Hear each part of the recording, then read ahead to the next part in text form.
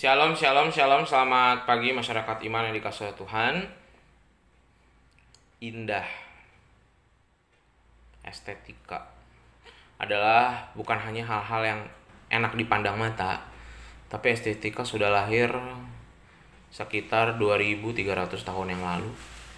Berkembang, itu adalah sebuah ilmu untuk memahami kenyataan dan realita bahwa bentuk, pola, itu semua yang ada di depan mata bisa menyukakan hati dan perasaan. Nah, yang indah tuh bukan cuma lukisan, bukan cuma orang yang ganteng dan cantik, bukan cuma barang-barang mewah, bukan cuma pemandangan di gunung atau di laut, tapi yang indah tuh juga hidup kita. Hidup kita indah kok Tuhan rancangin. Tinggal kita mau lihat. Kita sebagai manusia mau bersyukur nggak dengan hal-hal yang Tuhan taruh dan bisa berkata, terima kasih Tuhan, hidupku indah dengan segala kelebihan dan kekurangannya. Karena keindahan itu relatif. Tiap orang beda-beda. Ada bagi orang yang suka warna merah akan bilang warna merah indah. Tapi yang nggak suka akan bilang warna merah nggak indah. Sehingga tergantung cara kita lihatnya.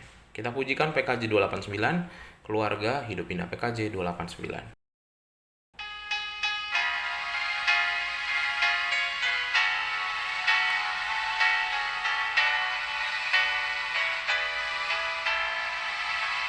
Keluarga hidup indah bila Tuhan di dalamnya, dengan kasih yang sempurna Tuhan pimpin langkahnya. Terima kasih padamu Tuhan, Kau bimbing kami selamanya. Segala hormat, puji dan syukur kami panjatkan kepadamu.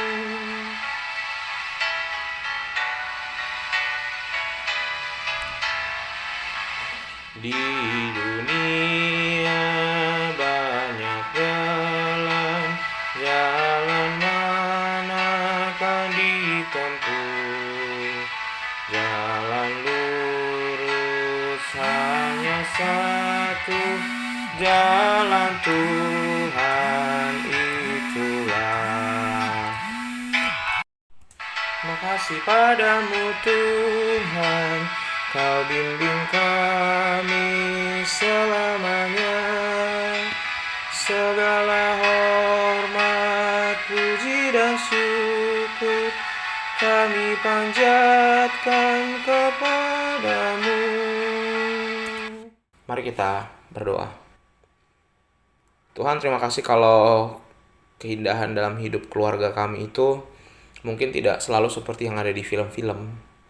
Mungkin ada hal-hal yang harus kami hadapi, tapi kami bersyukur banget bahwa Tuhan pelihara dan memampukan kami. Tuhan, sebentar kami mau baca firman-Mu, mampukan agar kami boleh mengerti, terlebih memahami. Kami serahkan pembacaan firman Tuhan, dalam nama-Mu kami berdoa dan bersyukur.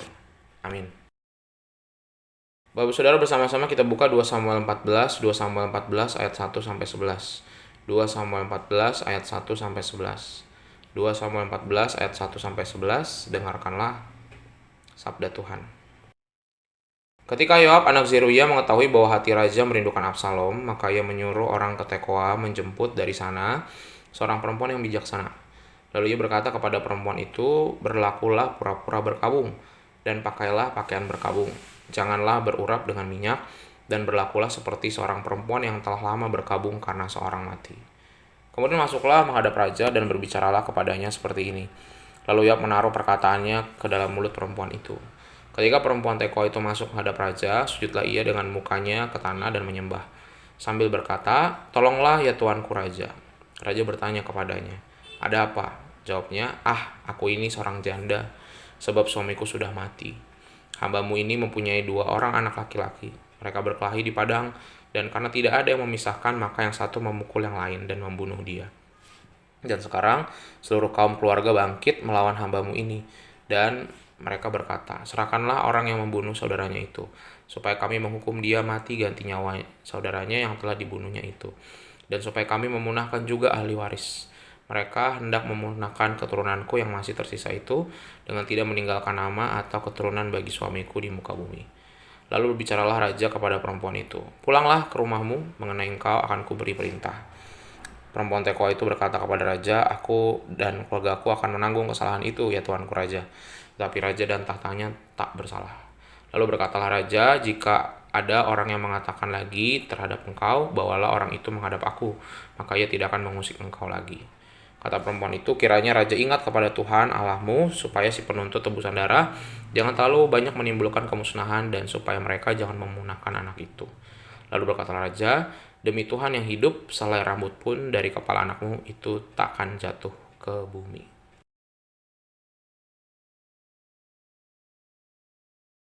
Minal aidin wal faizin, mohon maaf lahir batin. Kemarin saudara-saudara kita bahkan juga hari ini rayakan Idul Fitri, saling memaafkan. Kalau dalam iklannya iklannya Pertamina dulu, kita mulai dari nol ya Pak, kalau lagi isi bensin. Jadi kembali lagi ke nol. Pengampunan itu seperti itu, kembali lagi dari nol. Kita udah bikin panjang cerita sama orang yang kita punya masalah itu, sudah sampai di angka 100.000. Tapi ketika kita saling memaafkan, kita mulai dari nol. Kita menerima kekurangan dan kelemahannya, dan kita mulai cerita yang baru. Dan kita berharap relasi kita jauh lebih baik dari setelah kita berdamai akan kelemahan dan kesalahan sebelumnya. Nah Bapak Saudara, seperti firman yang disampaikan di hari Minggu, yang saya bahas tentang pengampunan, Daud ini menjadi raja yang, karena dia tahu rasanya diampuni, makanya dia tahu apa yang pengampunan itu. Karena setelah kejadian Batseba, dia sadar dia salah banget, dan dia sudah ditegur sama Nabi Nathan juga dan Imam Nathan. Akhirnya dia menyadari bahwa ini gak benar. Dan akhirnya awalnya Tuhan tegas, ini salah Daud, kamu akan berdampak banyak, tapi Tuhan juga memberikan pengampunan dan pertolongan. Beda sama Absalom dan Amnon, mereka tidak mengalami, dan setelah sampai ke penumpahan darah yang gak ada habis-habisnya saling balas itu.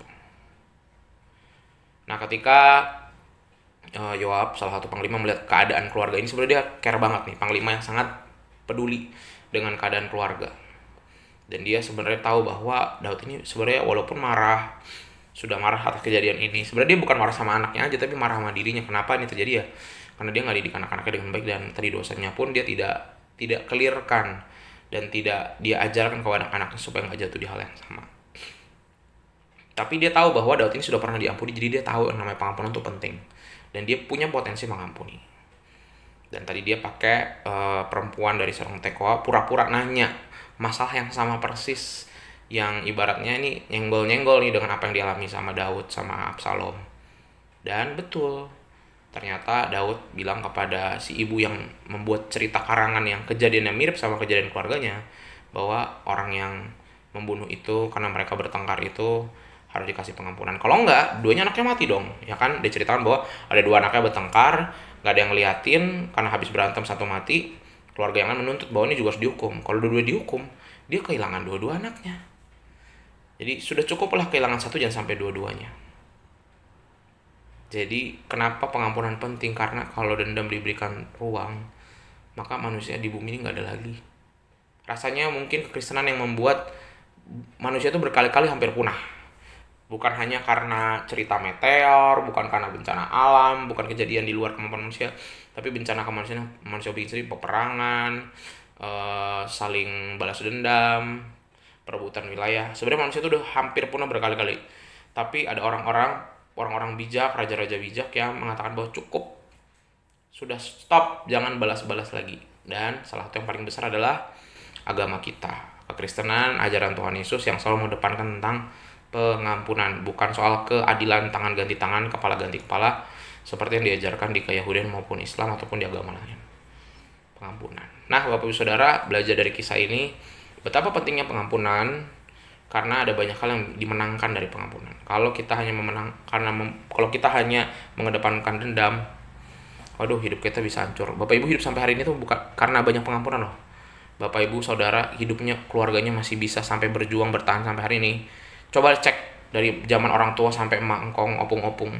Kalau orang-orang di kehidupan kita, para pendahulu kita tidak punya pengampunan, mungkin kita udah nggak ada nih sekarang, nggak lahir bahkan. Tapi karena ada pengampunan, makanya kita bisa bertahan. Nah, semoga hari ini kita jadi orang-orang punya pengampunan ya. Karena dengan pengampunan itu siapa tahu kita menyelamatkan satu generasi mungkin. Masa sih gara-gara saya mengampuni tukang siomay yang sering marah sama saya bisa menyelamatkan satu generasi? Bisa jadi loh. Kalau kita nggak maafin dia, anak kita juga dendam, anaknya dia dendam. Siapa tahu di tengah jalan mereka bertengkar, bisa bunuh-bunuhan. Kita menyelamatkan satu generasi. Jadi pengampunan penting sekali. Karena kita bisa menyelamatkan banyak jiwa dan banyak masa depan. Semoga hari ini kita bisa mengampuni. Amin. Mari kita berdoa. Tuhan, terima kasih melalui firman-Mu hari ini kami belajar lagi dari Daud dan Absalom bahwa pengampunan penting. Ajarkan kami untuk bisa memberikan itu karena pengampunan akan menyelamatkan banyak hidup orang dan masa depan orang, termasuk kami. Kami serahkan kehidupan kami hanya dalam nama kami berdoa. Amin. Selamat pagi, Tuhan Yesus memberkati, tetap bersemangat.